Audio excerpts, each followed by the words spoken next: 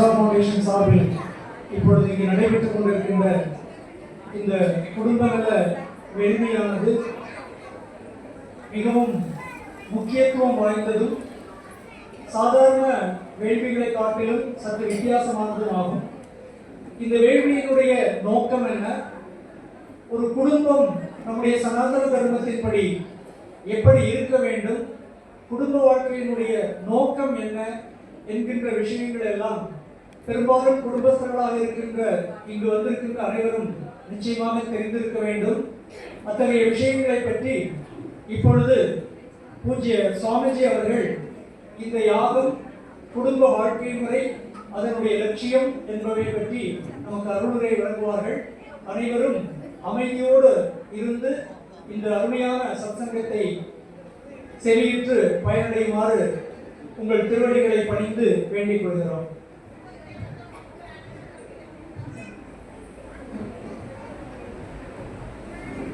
जय श्री सतगुरुनाथ महाराज की गुरु कटाक्षम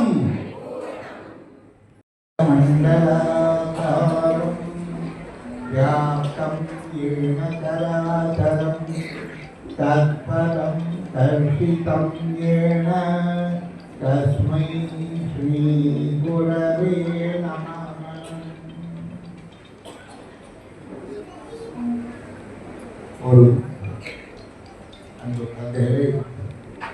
நீங்கள் இந்த அற்புதமான யாகத்தில் இருக்கிறீங்க. அதுக்கு இடையில் இந்த பிச்சைக்காரன் கொஞ்சம் உங்களுக்கு சில கட்டுரை சொல்ல வருகிறான். ஒரு பாடல் பாடி அப்புறம் ஆரம்பிப்போம். ஜெய் ஸ்ரீ சத்குரு மகாராஜ் கி குரு கடாட்சம். வாழும் வாழ்க்கையை ஆனந்தமாய் நம்மை வாழச் செய்தார் சத்குருநாதர். வாழும் வாழ்க்கையை ஆனந்தமாய் நம்மை வாழச் செய்தார் சத்குருநாதர். வாழும் வாழ்க்கையை ஆனந்தமாய் நம்மை வாழச் செய்தார் சத்குருநாதர். வாழும் வாழ்க்கையை ஆனந்தமாய் நம்மை வாழச் செய்தார் சத்குருநாதர். குருவின் திருவடி பணிந்து என்றும் எந்த குறைவும் இன்றி வாழ்ந்திடுவோம். குருவின் திருவடி பணிந்து என்றும் எந்த குறைவும் இன்றி வாழ்ந்திடுவோம். குருவின் திருவடி பணிந்து என்றும் எந்த குறையும் இன்றி வாழ்ந்திடுவோம்.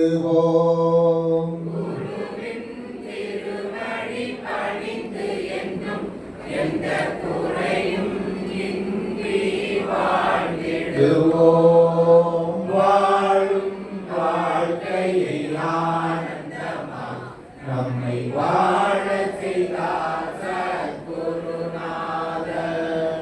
வாழும் வாழ்க்கையை ஆனந்தமாய் நம்மை வாழச் செய்தார் சத்குருநாதர்.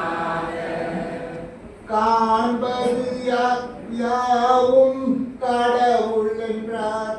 அந்த உண்மையை நமக்கு உணர வைத்தார். காண்பது யாவும் கடவுள் என்றார்.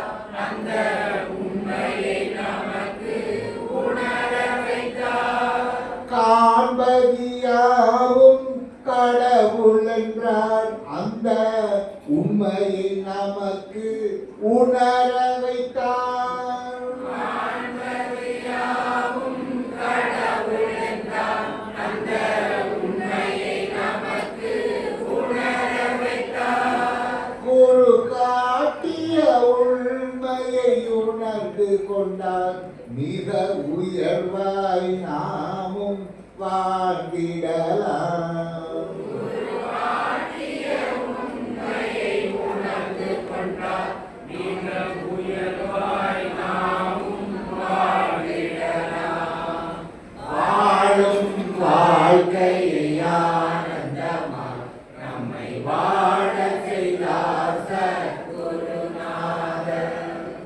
குருவின் திருவடி பணிந்து என்றும் எந்த குறைவும் இன்றி வாழ்ந்திடுவோம்.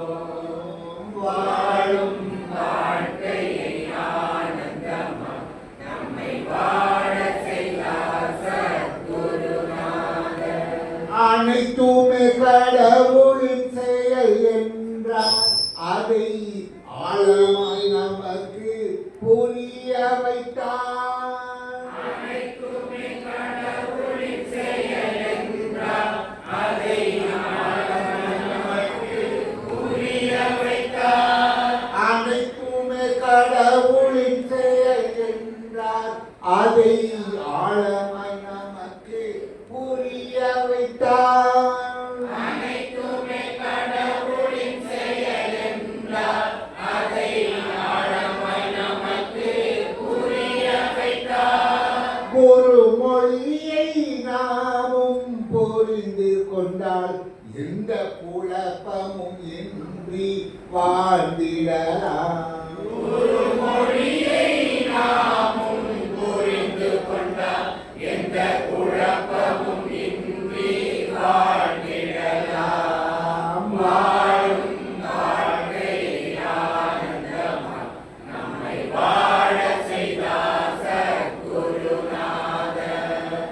குருவின் திருவடி பணிந்து என்றும் எந்த குறையும் இன்றி வாழ்ந்திடுவோம். வாழும் வாழ்க்கையை ஆனந்தமாய் நம்மை வாழ செய்தார் சத்குருநாதர். விழிப்புடன் நம்மை வாழச் சொன்னார், அந்த வித்தையை நமக்கு விளங்க வைத்தார்.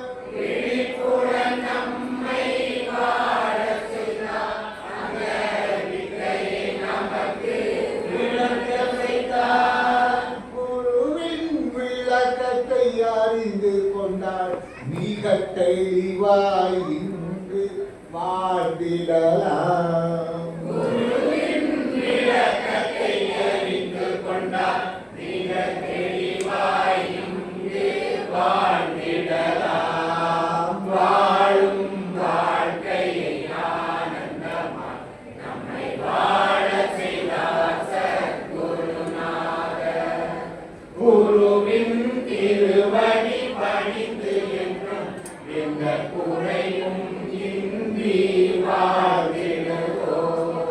வாழும் வாழ்க்கையை ஆனந்தமாய் நம்மை வாழ செய்தார் சத்குருநாதர்.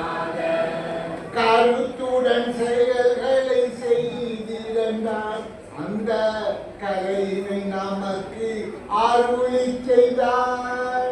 கருத்துடன் செயல்களை செய்திருந்தார், அந்த கலையினை நமக்கு அருளி செய்தார்.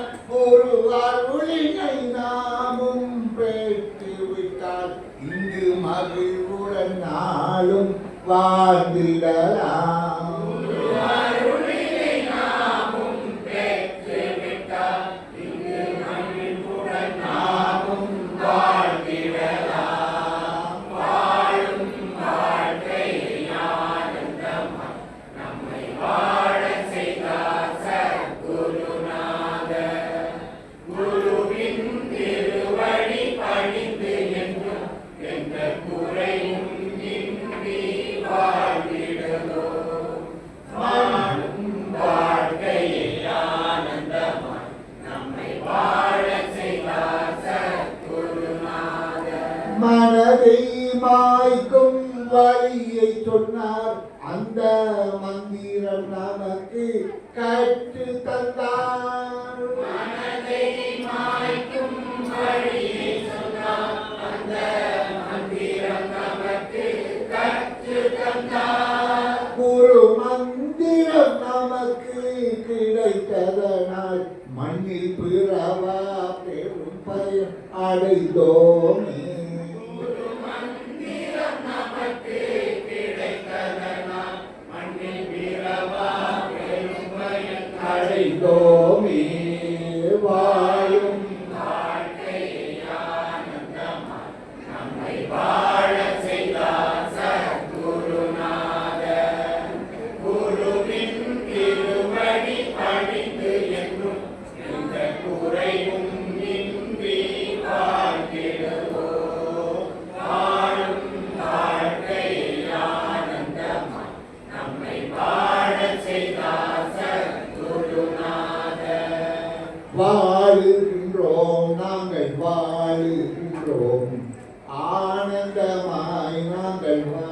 வாழுகின்றோம் நாங்கள் வாழுகின்றோம் ஆனந்தமாய் நாங்கள் வாழுகின்றோம் வாழுகின்றோம் நாங்கள் வாழுகின்றோம் ஆனந்தமாய் நாங்கள் வாழுகின்றோம் வாழுகின்றோம் நாங்கள் வாழுகின்றோம் ஆனந்தமாய் நாங்கள் வாழுகின்றோம் குருவின் அருளை பெற்றதனாய் பூரணமாய் நாங்கள் வாழுகின்றோம் குருவின் அருளை பெற்றதனால் பூரணமாய் நாங்கள் வாழுகின்றோம் குருவின் அருளை பெற்றதனாய் பூரணமாய் நாங்கள் வாழுகின்றோம் குருவின் அருளை பெற்றதனால் பூரணமாய் நாங்கள் வாழுகின்றோம் பரிபூரணமாய் நாங்கள் வாழுகின்றோம் பரிபூரணமாய் நாங்கள் வாழுகின்றோம் பரிபூரணமாய் நாங்கள் வாழுகின்றோம் பரிபூரணமாய் நாங்கள் வாழுகின்றோம் அன்புக்கிறது இல்லறத்தை பற்றி பேச வேண்டும். ஆனால் அங்கே ஒரு துறவி சன்னியாசி இல்லற பக்கமே போனதில்லை. அதான் ஒரு மிகப்பெரிய ஆச்சரியம். இல்லறத்தை பற்றி பேசுறதுன்னு சொன்னால் அந்த இல்லறத்திலே இருப்பவர்களையும் பேசணும். அங்கே ஒரு சன்னியாசி துறவி அந்த இல்லறத்தின் பக்கமே போனதில்லை. ஆனால் இந்த இல்லறத்தை பற்றி பேசலாம். அப்படி பார்க்கும் பொழுது ஒரு விசேஷம் என்னவென்றால் இல்லறத்தில் ஏதோ ஒன்றை பற்றி நாம் அறிந்து கொள்ள வேண்டுமானால் அதற்கு வெளியே இருந்துதான் ஒரு பார்க்க வேண்டும். ஒரு குளத்துக்குள்ள உள்ள போய் இருந்துக்கிட்டு அந்த குளத்தை பற்றி நாம் தெரிந்து கொள்ள முடியாது. குளத்தை பற்றி தெரிந்து கொள்ள வேண்டுமானால் நீங்கள் குளத்தை விட்டு வெளியே வரணும். வெளியே வந்து வெளியே நீங்கள் பார்த்து செய்யணும். அந்த வகையில் இந்த பிச்சைக்காரனும் இந்த குடும்பம் என்கிற வட்டத்துக்குள் உள்ளே போகாமல் தனித்து வெளியே நிற்பதனால் அங்கு என்ன நடக்கிறது, அங்கு என்ன பிரச்சனை, இதெல்லாம் பார்க்க முடிகிறது. அது இறைவனுடைய திருவாள், குருவினுடைய மிகப்பெரிய கருணை. இதில் கொஞ்சம் ஒரு ஆதாரமாக ஒன்று பார்ப்போம். இவர் திருவள்ளுவர் இந்த இல்லறத்தை பற்றி சொல்லும் பொழுது ஒரு குரல் சொல்றார். அறத்தாற்றின் இல்வாழ்க்கை, இல்வாழ்க்கைய அறத்தினுடைய அறத்தோட வாழணும், தர்மத்தோட வாழணும். அறத்தாற்றின் இல்வாழ்க்கை ஆற்றின் புறத்தாற்றில் போய் பெறுவது எவன்? இந்த இல்வாழ்க்கையில் அறத்தினுடைய அடிப்படையில் எப்படி வாழணும் அப்படின்னு சொல்லப்பட்டதோ அப்படி வாழ்ந்தீங்கன்னா உங்களுக்கு மிகப்பெரிய ஒரு பயனை அடைவீர்கள். வேற எந்த வழியும் இல்லாத ஒரு பயனை நீங்கள் அடைவீர்கள். அந்த மிகப்பெரிய மனித வாழ்க்கையில் அவன் அடையக்கூடிய மிகப்பெரிய பயன் என்ன சொல்லுங்க? மோட்சம், இறைவனுடைய திருவடியில போய் சேர்ப்பது. அந்த மிக உயர்ந்த பயனை இந்த இல்வாழ்க்கை கொடுக்கும். அது எப்படி வாழ்ந்தால்? அறத்தோட வாழ்ந்தால் இந்த வாழ்க்கை கொடுப்பார். அப்ப இந்த அறம் என்பது என்ன, எப்படி வாழணும்? இந்த குடும்ப வாழ்க்கையை பொறுத்தவரையில அடிப்படையாக நீங்கள் உணர வேண்டியது, இதற்கு யார் பெரியவர் யார் சிறியவர் என்று நீங்கள் பார்க்கக்கூடாது. அவங்க இடத்துல அவங்க பெரியவர்.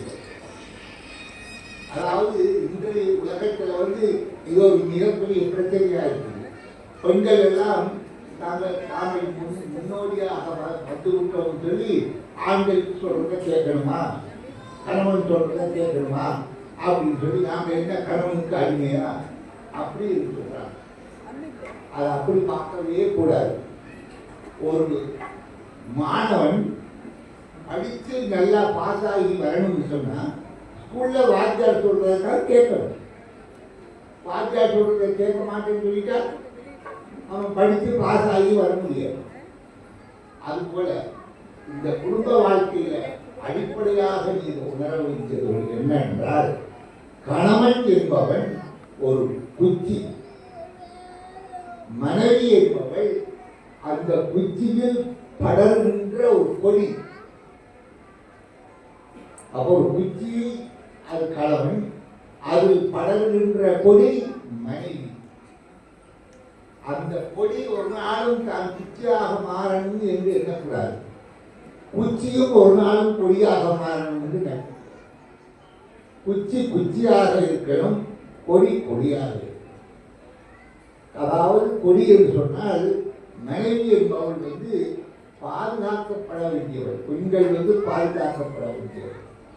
அந்த பெண்கள் எப்பவுமே ஒரு ஆணை சார்ந்துதான் வாழ்வார்கள். சின்ன வயசுக்கு அவங்க அப்பாவை சார்ந்து வாழ்வாங்க, பிறகு கொஞ்சம் வளர்ந்த பிறகு கணவனை சார்ந்து வாழ்வாங்க, இன்னும் போயாச்சுன்னா தன் பையனை சார்ந்து வாழ்வாங்க. ஆகவே பெண்கள் என்பது கொடி போன்றவர்கள். அவர்களுக்கு எப்பவுமே ஒரு குச்சி தேவை. அதான் இந்த கணவன். அதற்காக இது கணவனுக்கு இவன் அடிமை அப்படி என்பது அல்ல. அந்த மாதிரி பார்க்கக்கூடாது. இப்ப கணவன் மனைவியுடைய பங்கு என்னன்னு சொன்னால், இது இங்க என்ன என்ன ஒரு அருமையான ஒரு சிஸ்டம் இங்கே போடப்பட்டிருக்குன்னு சொன்னா, ஒரு நாடு திறம்பட இருக்கணும், நல்லா இருக்கணும்னு சொன்னா அந்த நாட்டை பொறுத்தவரையில 2 விதமான துறைகள் அங்கு இருக்கு. ஒன்று வெளியுறவுத்துறை, இன்னொன்று உள்துறை. இது 2மே நல்லா இருக்கணும். உள்துறையும் நல்லா இருக்கணும், வெளித்துறையும் நல்லா இருக்கணும். இப்ப நம்ம இந்தியாவுக்கு வெளித்துறைக்கு துறை யார் பார்த்துக்கிறாங்க? வெளித்துறையை யார் பார்க்கிறாங்க? தெரியாது. ஜெய்சங்கர்ஜி. உள்துறையை யார் பார்த்துக்கிறார்? அமித்ஷா. ஆக இந்த 2 துறையும் நல்லா இருந்தால் தான் அந்த நாடு சிறப்பாக இருக்கும். அதே போல ஒவ்வொருத்தருக்கும் எல்லாருக்கும் தனிப்பட்டவர்களுக்கும் ஒரு உள்துறை என்று ஒன்று உண்டு. உங்களுடைய உள்துறை என்று எடுத்துக்கிட்டீங்கன்னா, உங்களுக்கு துணி துவைக்கணும், சாப்பாடு சமைக்கணும், நீங்கள் இருக்கிற வீட்டை பெருக்கி சுத்தமாக வச்சுக்கணும். இதெல்லாம் உள்துறை செய்யும். வெளித்துறை என்று ஒன்று உண்டு. நீங்கள் வெளியில் போறீங்க, சம்பாதிக்கிறீங்க, பணம் சேர்க்கிறீங்க, இது வெளித்துறை. இப்போ ஒவ்வொருத்தரும் இந்த 2 துறையையும் பார்த்தால் அவங்களுக்கு சிரமம். அதற்காக ஒரு பெண்ணையும் ஒரு ஆணையும் ஒன்றாக சேர்த்து குடும்பம் என்ற பெயரில் வைத்து மனைவி உள்துறையை பார்க்கலாம். அப்ப அவர் தன்னுடைய உள்துறையை பார்க்கும்போது அதோடு சேர்த்து கணவனுடைய உள்துறையும் அவர் பார்க்கிறார். கணவன் வெளித்துறையை பார்க்கிறார், அந்த தன்னுடைய வெளித்துறையை பார்க்கிறதோடு சேர்த்து மனைவியுடைய வெளித்துறையும் பார்க்கிறார். அப்படி பார்க்கறதால 2 பேருக்குமே நேரம் மிச்சம். கணவனுக்கும் நேரம் மிச்சம், மனைவிக்கும் நேரம் மிச்சம். ஈஸியாக காரியம் முடிகிறது. ஆக மனைவி என்பவள் உள்துறையை சேர்ந்தவர். அதான் இல்லாத அகத்திருக்க இல்லாத வீட்டில் இல்லாத மனைவி இருந்தால் அந்த கணவனுக்கு எந்த குறையும் இல்லை என்று சொல்ல. ஆக இந்த உள்துறை வெளித்துறை என்று மனைவிக்கு ஏன் உள்துறை கொடுக்கப்பட்டது, கணவனுக்கு ஏன் இந்த வெளித்துறை கொடுக்கப்பட்டது என்று பார்த்தீங்கன்னு சொன்னா, பெண் என்பவள் ஒரு மென்மையானவள். அவருடைய பணிகளை பார்த்தீங்கன்னு சொன்னா ஒரு கடுமையான பணிகள் அவரால் செய்ய முடியாது. ஆனா சின்ன நெல்லி, அதாவது கடினம் இல்லாத பணிகளை கலைக்காம நாள் பூரா செய்வான்.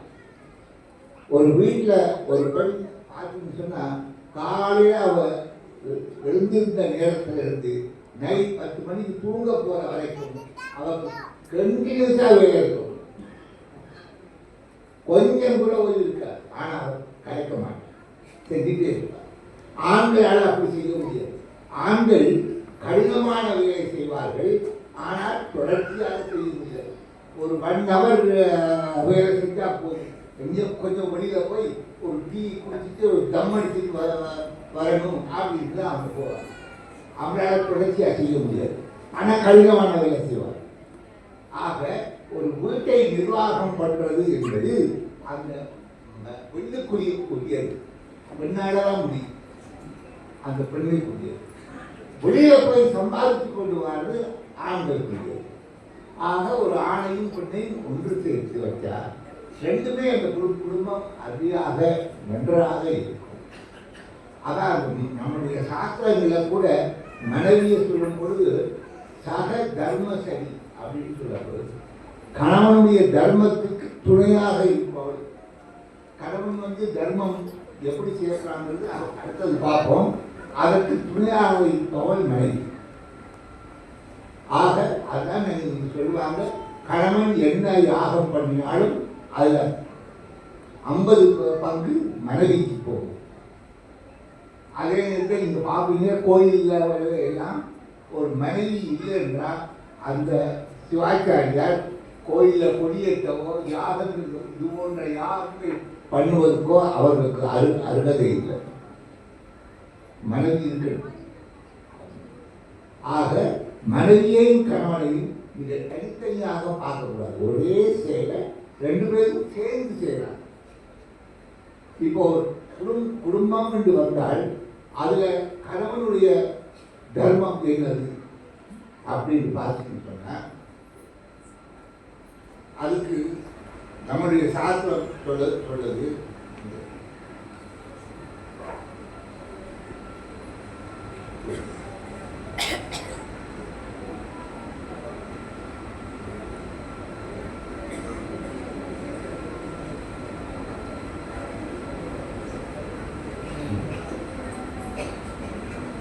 ஒரு கிரகத்தினுடைய யக்ஞம் என்னது அப்படின்னு கேட்டா தேவ யக்ஞம், ரிஷி யக்ஞம், பித்ரு யக்ஞம்,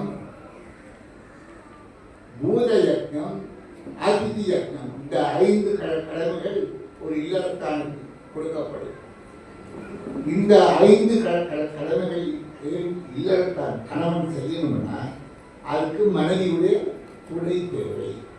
அதற்கு துணை நிற்பவர் தான் இந்த மனைவி. இந்த இருப்பார். தேவ யக்ஞம் அப்படி என்றால் என்ன? தேவர்கள் அது அப்படின்னு சொன்னால் நம்ம இந்து மதத்தில் நாம் எதை சொல்கிறோம்னா அங்கே மேலே ஏதோ கடவுள் இருக்கிறார் என்ற அர்த்தம் அல்ல. தேவர்கள் சொன்னால் இந்த இயற்கை தான். இப்போ வருணன் அப்படின்னு சொல்கிறோம். வருணன் சொன்னால் என்ன அர்த்தம்? யாரு? மழைக்கு அந்த மழையை ஒரு கடவுளாக உருவப்படுத்தி வருணன் சொல்கிறோம். அக்னி பகவான் அப்படின்னு சொல்கிறோம். அக்னி பகவான் யாரு? நெருப்பு. அது மாதிரி தேவ யக்ஞம் சொன்னால் தேவர்களுக்கு செய்கிற கடவுள் அப்படின்னு அர்த்தம். இதுல யக்ஞம் என்ற வார்த்தைக்கு என்ன அர்த்தம் சொன்னால் நீங்கள் உங்களுக்காக உங்கள் சொந்தத்துக்காக சுயலாபத்துக்காக செஞ்சீங்கன்னா அது வேலை. அது கடவுளுக்காக செஞ்சீங்கன்னா அது பூஜையாகும் அல்லது ஒரு யக்ஞம் யாகமாக மாறுகிறது. அப்ப இந்த தேவ யக்ஞத்தில் இந்த இயற்கையை ஒரு கிரகத்தை காப்பாற்று. மழை, வெயில் என்னென்ன இருக்கோ அதை மரம், மழை பெய்யணும்னா அதுக்கு மரம் நடணும். இந்த மாதிரி இந்த இயற்கையை ஒரு கணவன் காப்பாற்றணும். இதுதான் தேவ யக்ஞம். அடுத்தது ரிஷி யக்ஞம். ரிஷி யக்ஞம்னா வாழ்க்கைன்னா என்னது, வாழ்க்கையை எப்படி வாழணும்னு சாஸ்திரங்கள் சொல்லப்படுதோ அதையெல்லாம் அவர் படித்து தன்னுடைய பரம்பரைக்கு சொல்லணும். அது கட்டாயம். அடுத்தது பித்ரு யக்ஞம், மூதாதையர்களுக்கு இறந்து போனவர்களுக்கெல்லாம் இந்த திதி கொடுக்கிறது, இதெல்லாம் செய்யலாம். அடுத்தது பூத யக்ஞம். பூத யக்ஞம் அப்படின்னு சொன்னா மற்ற எல்லா வகையான மிருகங்களுக்கும் தான் மட்டும் சாப்பிட்டு அகத்தாது. இந்த வீட்டில் இருக்க பசுக்கு, மாடு, கண்ணுக்குட்டி, அதை மீதி மிருகங்களுக்கு, காக்காக்கு, இதுக்கும் நீங்கள் அந்த ஒரு இல்லத்தான் கடவுளையும் செய்யணும். அடுத்தது அதிதி யக்ஞம். அதித்தினா வீட்டுக்கு வருகின்ற திடீர் விருந்தாளிகளுக்கு கவனிக்கணும். இந்த 5 விதமான கடமைகள் கணவனுக்கு கொடுக்கப்படும். அந்த கணவன் இந்த 5 விதமான கடமைகளை செய்வதற்கு மனைவி என்பவள் துணையாக இருப்பவள் சக தர்மசரி. இந்த 5 கடமைகளையும் கணவன் செய்கிறால், மனைவி துணையாக இருந்தால் அந்த மனைவிதான் கற்புள்ள பெண்ணாக கருதப்படுவார். கற்புள்ள பெண் அப்படின்னு சொன்னா ஒரு கல்யாணம் பண்ணல அப்படின்னு அர்த்தம் இல்லை. எந்த ஒரு பெண் கணவனை தெய்வமாகவும் வீட்டில் செய்கிற எல்லா பணிகளையும் அந்த தெய்வத்திற்கு செய்கிற பூஜையாகவும் செய்து தன்னுடைய மனதை ஜெயிக்கிறாளோ அவள் தான் கற்புள்ள பெண். அவள் பெண் ஞானி. ஒரு பெண் ஞானிக்கு பேர் தான் கற்புள்ள பெண். அதான் அவ வள்ளுவர் சொல்றாரு, தெய்வம் தொழாள். அவ கோயிலுக்கு போய் தெய்வம் தொழாள், பொழுநடை தொழுவிடுவார். கணவன் தான் கடவுள் என்று அவர் இருப்பார். பெய்யன பெய்யும் மழை. கணவன் ஒரு ஆண்மகன், அவர் வெளியில போகலாம், கோயிலுக்கு போய் சாமி கும்பிடலாம், எங்கேயாவது போய் சத்சங்கங்களை கலந்து கொள்ளலாம். பெண்கள் அந்த காலத்துல வீட்டை விட்டுட்டு வெளியில வர மாட்டாங்க, தாண்ட மாட்டாங்க. ஆக அவங்க வீட்டுக்குள்ளே இருக்கணும். ஆகவே அவர்களுக்காக கொடுக்கப்பட்ட ஒரு அற்புதமான வழிமுறை இந்த இல்லறம். வீட்டிலேயே அவங்க இருந்திருக்கு கணவனை தெய்வமாகவும், வீட்டில் செய்கிற பூஜையெல்லாம், அதாவது வேலை எல்லாத்தையும் பூஜையாகவும் செய்து அவளும் ஞானியாக மாறுவார். இப்படி ஒரு அருமையான ஒரு சிஸ்டம் நம்முடைய இந்தியாவில் பாரத நாட்டில் மட்டும்தான் ஆரம்பிச்சது. இன்னைக்கு அது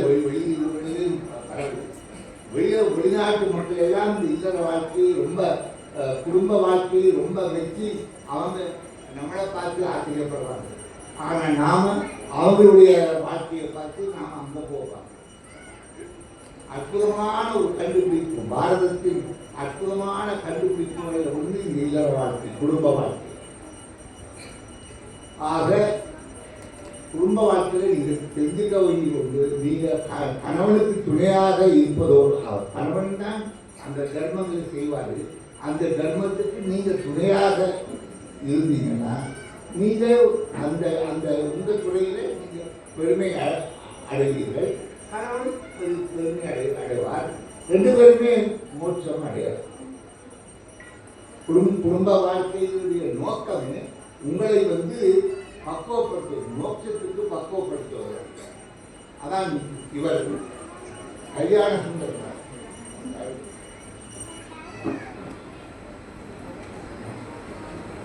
இவர் மனோன்மணியம் என்ற நூலில் அவர் எழுதுகிறாரு, கணக்கென வாழும் தனி மிருகத்தின் மனக்கோள் நிமிர்த்தி. தான் மட்டும் சாப்பிட்டா போதும், தான் மட்டும் நல்லா இருந்தா போதும் அப்படி இருக்கிறது ஒரு மிருகம் அப்படின்னு சொல்றார். அந்த மிருகத்தில் இருக்கிற மனவியாதி, மனக்கோள் அதை இல்லாமல் நிமிர்த்தி, மனசில் ஏற்படுகின்ற அந்த வளைவை நிமிர்த்தி சரி செய்து மற்றையோர் இன்பமும் துன்பமும் தனதாக அன்பு பாராட்ட.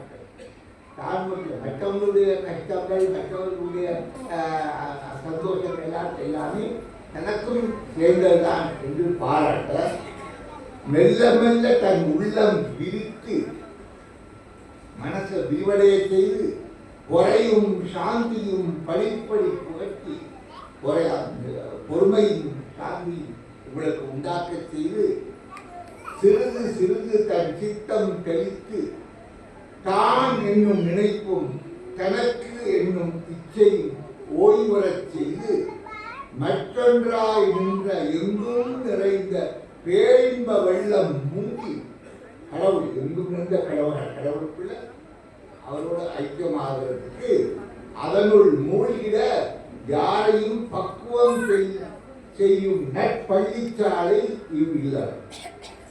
நீங்க மோட்சம் அடைவதற்கு, கடவுளை அடைவதற்கு உங்களை பக்குவப்படுத்துகின்றதா இந்த இல்லம். இந்த இல்லத்தை வந்து நீங்க ஒரு முறையாக தர்மத்தை கடைபிடித்து எப்படி இருக்கணுமோ அப்படி செய்தால் நீங்க மோட்சத்துக்கு அடைவீங்க. அது பெண்களுக்கு கொடுக்கப்பட்டிருக்கிற ஒரு இலகுவான வழிமுறை. கடுமையா போய் காட்டில் இருந்து தபஸ் பண்ணி தேவையில்லை, ஒத்த கால நிற்க தேவையில்லை, பட்டியல் இருக்க தேவையில்லை. நீங்க உங்க குடும்பத்திலேயே செய்கிற பணியெல்லாம் கணவன் என்கின்ற தெய்வத்துக்கு செய்கிற பூஜையாக முழு கவனத்தோடு செஞ்சீங்கன்னா அதுவே உங்களுக்கு மோட்சத்தை கொடுக்கும். இந்த அற்புதமான ஒரு வாழ்க்கை முறை நம்மளுடைய இந்தியாவை கண்டுபிடிச்சாங்க. அதை நாம் ஒழுங்காக வாழணும். அதை அப்படின்னு நான் இந்த பிச்சைக்காரன் கேட்கறதுன்னா, நீங்கள் யாகத்தை கலந்துக்கிறீங்க, உங்களுக்கு எல்லா வகையான சௌபாகியங்களும் கிடைக்கட்டும், எல்லா விதமான சிறப்புகளும் கிடைக்கட்டும். அதே நேரத்தில் இந்த குடும்பம்னா என்னது, அது எப்படி வாழ வேண்டும், கணவன் வந்து அவர் தர்மத்தை கடைபிடிக்கணும், அந்த தர்மத்தை கடைபிடிப்பதற்கு மனைவி துணையாக நிற்கணும். இதை மறக்காம நீங்க வாழ்க்கையில வாழ்ந்து நீங்கள் எல்லாம் மோட்சம் அடையணும் என்று வேண்டி உங்களை பகவானை பார்த்துட்டு ஒரு பாடல் பாடி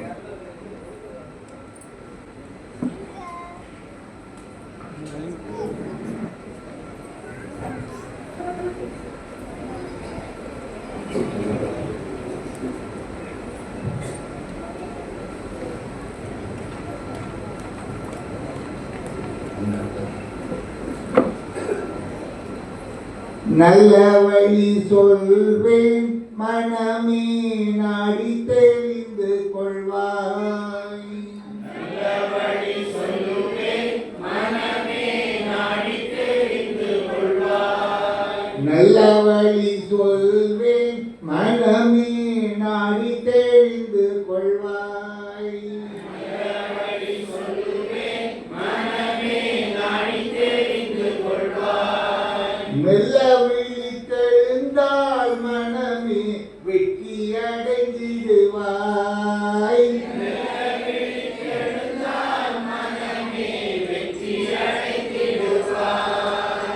நல்ல வழி சொல்லுவேன் மனமே நாடி தெரிந்து கொள்வாய். மெல்ல விழித்தெழுந்தால் மனமே வெற்றி அடைந்திடுவாய். நாடக வாழ்க்கையிலே மனமே நாளும் சலிப்படைந்தாய். நாடக வாழ்க்கையிலே மனமே நாடும் சலிப்படைந்தாய். வேடம் கலைத்திடுவாய் மனமே மெய்யொளி கண்டிடுவாய். வேடம் கலைத்திடுவாய் மனமே மெய்யொளி கண்டிடுவாய். நல்ல வழி சொல்லுவேன் மனமே நாடி தெரிந்து கொள்வாய். மெல்ல விழித்தெழுந்தால் மனமே வெற்றி அடைந்திடுவாய். வாழ்ந்தவர் தாழ்வதையும் காலநிலை மாறி சூழல்வதையும் வாழ்ந்தவர் தாழ்வதையும் காலநிலை மாறி சுழல்வதையும் சூழ்ந்தவர் போவதையும் கண்டு கண்டு துன்பம் அடைந்து விட்டாய். உண்டார் போவதையும் கண்டு கண்டு துன்பம் அடைந்து விட்டாய். நல்ல வழி சொல்லுவேன் மனமே நாடி தெரிந்து கொள்வாய். மெல்ல விழித்தெழுந்தால் மனமே வெற்றி அடைந்திடுவாய். ஆயினும் அஞ்சாதே நாராயணன் ஆதி பரம்பொருளாம். ஆயினும் அஞ்சாதே நாராயணன் ஆதி பரம்பொருளாம். தாயினும் அன்புடையான் அருளால் தாதி நலம் தருவாய்.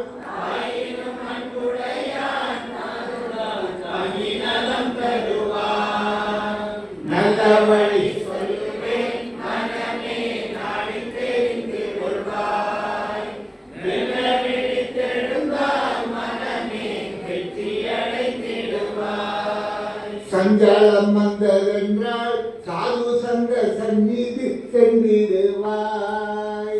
சஞ்சலம் வந்ததென்றால் சாது சங்க சந்நிதி சென்றிடுவாய். நஞ்சமா கண்டிடவே நாராயண நாமம் ஜபித்திடுவாய்.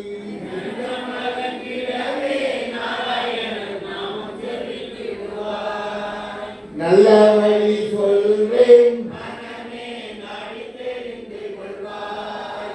மெல்ல விழித்தெழுந்தால் மனமே வெற்றி அடைந்திடுவாய். வாழ்க்கை பெறும் கடலில் அலைகள் வாழ்த்த வியப்பும் உண்டோ.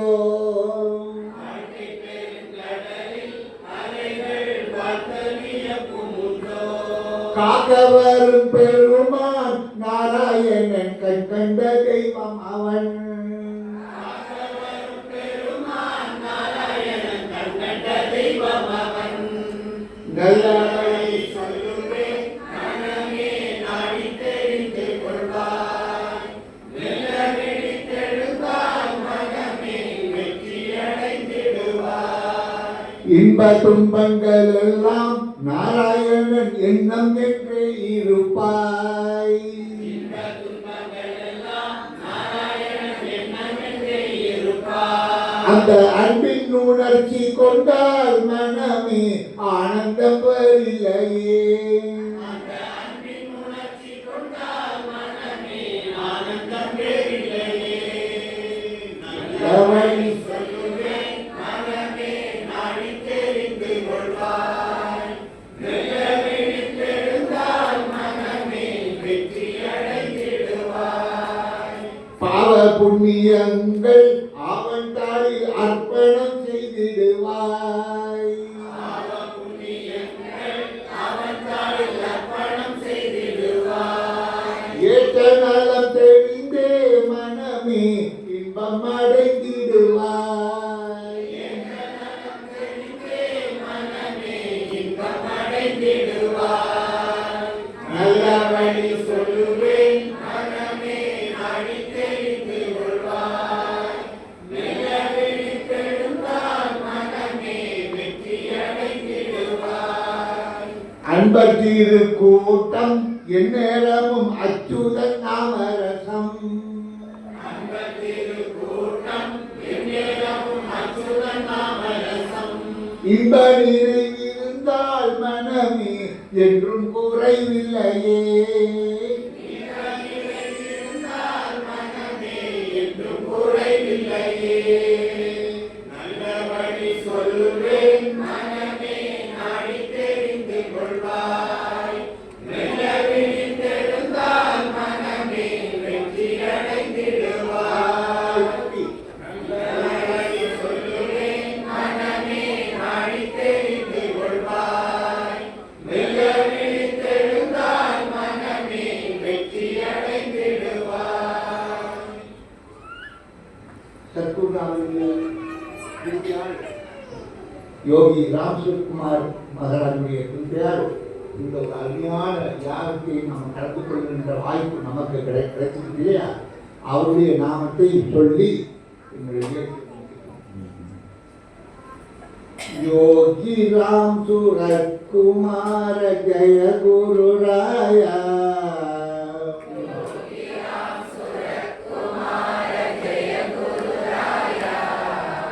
योगी राम सूरत कुमार जय गुरु राया.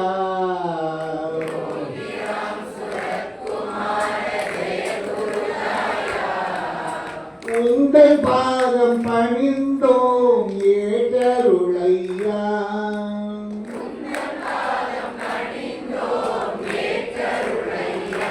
நாங்கள் உங்கள் பாதம் பணிந்தோம் ஏற்றருளையா.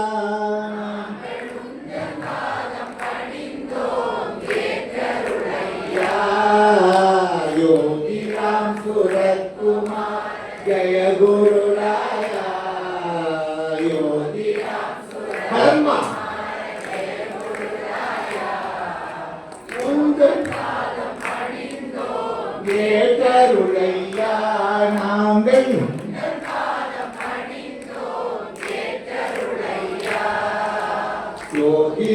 सुरत्कुमार जय गुरुराया योगिराम सुरत्कुमार जय गुरुराया உங்கள்பாதம் பணிந்தோம் ஏற்றருளையா நாங்கள் உங்கள்பாதம் பணிந்தோம் ஏற்றருளையா இறைநாமமாம் அருத்துவம் ஓடத்திலே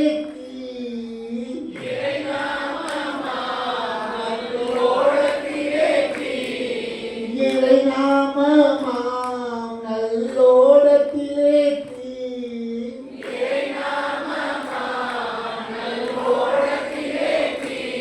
கரையேற்றும் ஐயனே சரணடைந்தோமே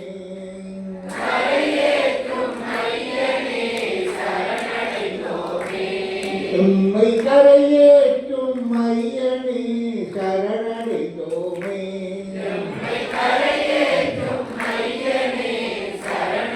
லோமே யோகிராம் சுரத்குமார ஜெய குருராயா யோகிராம் சுரத்குமார ஜெய குருராயா உங்கள் பாதம் பணிந்தோம் ஏற்றருளையா உங்கள் பாதம் பணிந்தோம் ஏற்றருளையா யோகிராம் சுரத்குமார ஜெய குருராயா யோகிராம் சுரத்குமார ஜெய குருராயா உங்கள் பாதம் பணிந்தோம் ஏற்றருளையா உங்கள் பாதம் பணிந்தோம் ஏற்றருளையா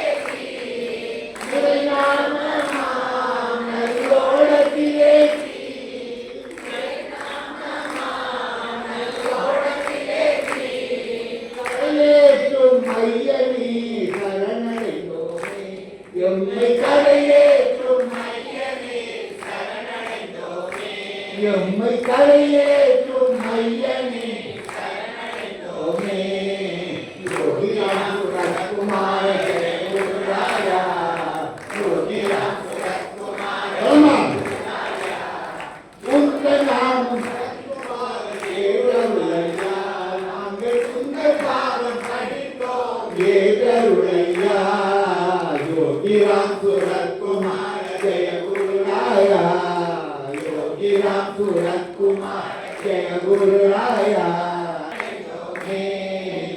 योगिराम सुरत्कुमार जय गुरुराया योगिराम सुरत्कुमार जय गुरुराया उन्नत पादम पணிந்தோம் ஏற்றருளையா उन्नत पादम पணிந்தோம் ஏற்றருளையா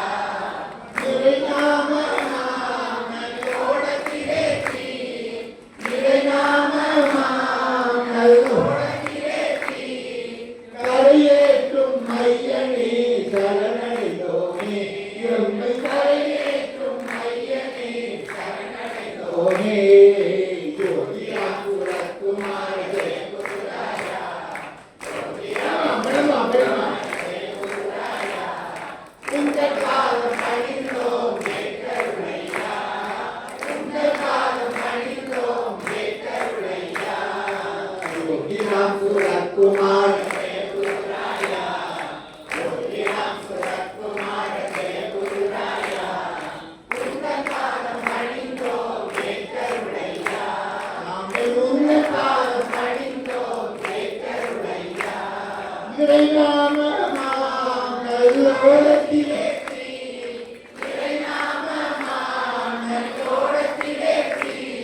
கரையேற்றும் ஐயனே சரணடைந்தோமே எம்மை கரையேற்றும் ஐயனே சரணடைந்தோமே பலமா இன்னும் பலமா சுரத்குமார ஜெய குருராயா யோகிராம் சுரத்குமார ஜெய குருராயா யோகிராம் சுரத்குமார ஜெய குருராயா யோகிராம் சுரத்குமார ஜெய குருராயா உங்கள் பாதம் பணிந்தோம் ஏற்றருளையா உங்கள் பாதம் பணிந்தோம் ஏற்றருளையா இறைநாமமாம் நல்லோடத்திலே இறைநாம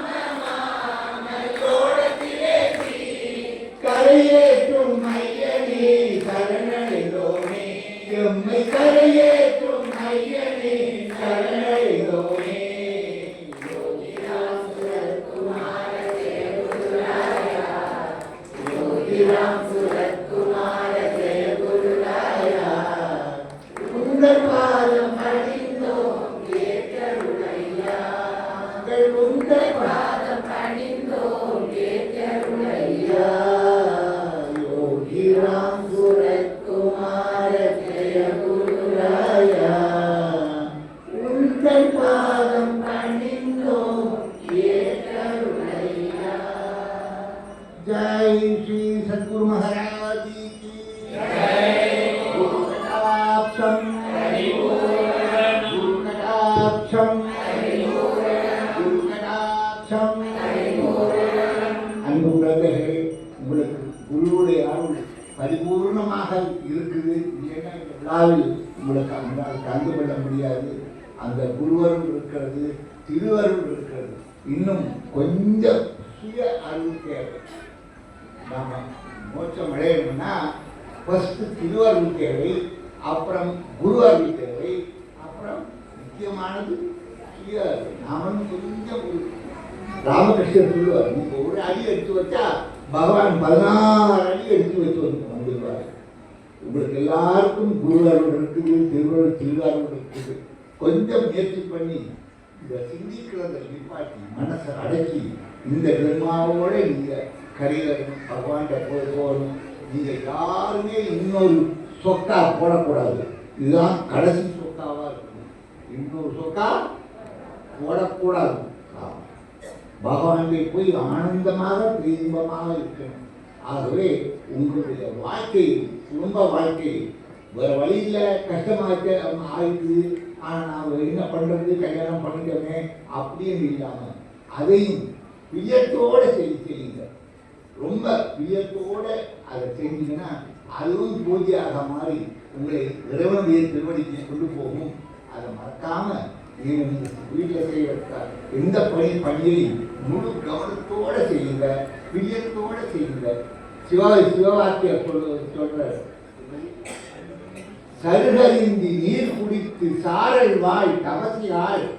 இந்த தவசிகளை பிற்ற காஞ்சி போன சருக சாப்பிட்டுக்கிட்டு நீர் குடிச்ச தண்ணி மலையில் வர தண்ணியை குடிச்சுக்கிட்டு காட்டில் போய் காட்டில் மலையும் காட்டில் போய் தவம் பண்ணுற யோகிகளே, தவசிகள், சருகறிந்தில் தேகம் குன்றி சஞ்சலம் உண்டாகுமே.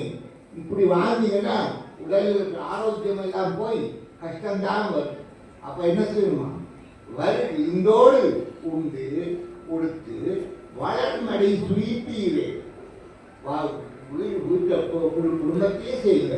குடும்பத்தில் செய்கிற காரியங்களையே நல்ல விருப்பத்தோடு சுகத்தோட முழு கவனத்தோட செஞ்சீங்கன்னா இந்த உங்கள் வீட்டுக்கு வர கெஸ்ட்டை கவனிங்க, உங்கள் குழந்தைகளை பாருங்க, எல்லாத்தையும் செய்யுங்க. ஆனால் விஜயத்தோட எந்த வேலை செய்தாலும் முழு கவனம் அங்கே இருக்கணும். அப்படி செஞ்சீங்கன்னா வளர்மனை சுயிப்பீரே வருகின்றோன் ஈசனாய்.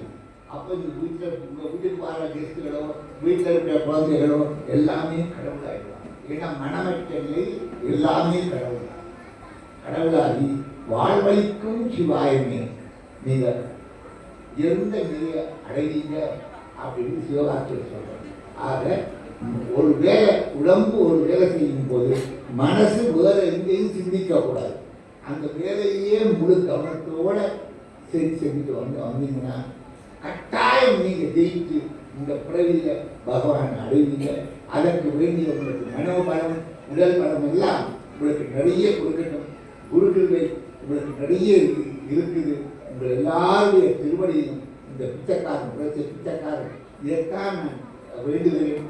தயவு செய்து நான் சொல்கிறபடி இந்த வாழ்க்கையில் வாழ்ந்து இவ்வளோ நான் காட்டில் போய் தவம் பண்ண சொல்லல, ஒத்தக்காலில் நிற்க சொல்லல, பட்டி கிடந்து சாக சொல்லல. எல்லாம் என்ன வேலையோ வீட்டு வேலையே செய்யுங்க. ஆனால் செய்யும்போது முழு கவனத்தோடு செய்யுங்க. மனசை வேறுந்தையும் போகப்படாமல் செய்யுங்கன்னா கட்டாயம் நீங்கள் ஜெயிப்பீங்க. இன்னொரு சொத்தா போட மாட்டீங்க. வாழ்த்துக்குள் அடுத்ததாக நம்மளுடைய யாகத்துக்கு நம்ம போகிறோம். கணபதி யாகம் முடிச்சுங்க, அது அடுத்த யாகத்துக்கு நம்ம போகிறோம். ஜெய் ஸ்ரீ சத்குரு மகாராஜி கி குரு கடாட்சம். யஜ்ஞ பிரசாதம் வாங்கிக்கலாம். இந்த யஜ்ஞ பிரசாதத்தில் சுவாமியுடைய ஆசிரமத்தினுடைய வெளியீடான இல்லறம் நல்லறமே அப்படிங்கிற ஒரு புஸ்தகம். இல்லறத்தினுடைய பெருமையை பற்றி சாமிஜிகள் சொன்னாங்க.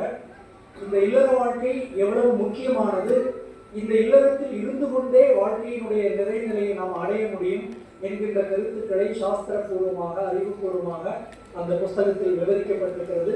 அந்த புஸ்தகம் யக்ஞ பிரசாதத்தில் அனைவருக்கும் வழங்கப்பட இருக்கிறது. அதே மாதிரி ஸ்ரீ கணேஷ் லட்சுமி யந்திரம் நம்முடைய பூஜை அறையில் அல்லது நம்ம எங்கேயாவது போகும்போது நம்முடைய பாக்கெட்டில் வைக்கிறது மாதிரி கணேஷ் லட்சுமி யந்திரம் இருக்கு. அதுவும் யக்ஞ பிரசாதத்தில் இடப்படுகிறது. அதுபோக மஞ்சள், குங்குமம், மஞ்சள் கயிறு, வெற்றிலை, பாக்கு, பழம், ஸ்வீட் இவ்வளவு விஷயம் யக்ஞ பிரசாதத்தில் இருக்கு. அதனால இது ஒரு மிகப்பெரிய பாக்கியம். அருமையான ஒரு மூல மந்திரத்தை நம்ம வாயினாலேயும் சொல்லி இந்த யக்ஞத்தில் கலந்துக்கிறதோடு மட்டுமல்லாமல் இது மாதிரி அருமையான ஒரு சத்சங்கம், அதோடு கூட ஒரு நம்முடைய இல்லறத்தை நல்லறமாக்கக்கூடிய விஷயங்கள் அடங்கிய ஒரு யக்ஞ பிரசாதம், இதெல்லாம் வாழ்க்கையில் கிடைத்திருக்கிற ஒரு மிகப்பெரிய பேரு. சுவாமிஜி சொன்னது மாதிரி பரிபூர்ணமான குரு கிருபையினால தான் இந்த மாதிரிப்பட்ட காரியங்கள்லாம் சாத்தியம் என்பதை மனதில் கொண்டு ஒவ்வொரு இந்த யாகசாலையில் இருக்கின்ற ஒவ்வொரு நிமிடமும் பக்தி பூர்வம், ஸ்ரத்தை பூர்வம் நாம் இந்த யஜ்ஞத்தில் பங்கெடுத்து யஜ்ஞத்தினுடைய நிறைவு பகுதிக்கு நாம் செல்கிறோம். அனைவருக்கும் இந்த நம்முடைய அனஸ்வரா ஃபவுண்டேஷன் நிகழ்த்துகின்ற இந்த யஜ்ஞத்தில் பங்கு பெற்று பயனடைகின்ற உங்கள் அனைவருக்கும் அனஸ்வரா ஃபவுண்டேஷன் சார்பில் மனமார்ந்த நன்றியை தெரிவித்துக் கொள்கிறேன்.